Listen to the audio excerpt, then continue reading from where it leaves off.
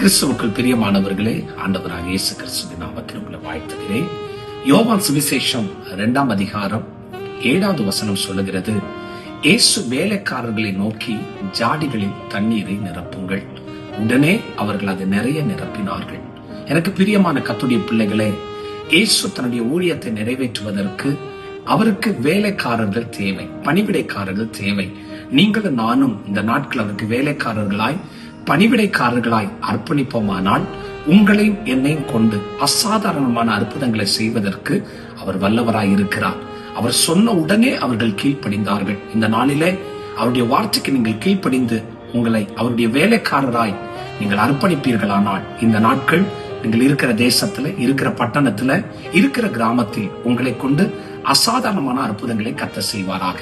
இந்த வார்த்தையினால் கர்த்தர் உங்களை தாராளமாக ஆசீர்வதிப்பாராக. ஆமென்.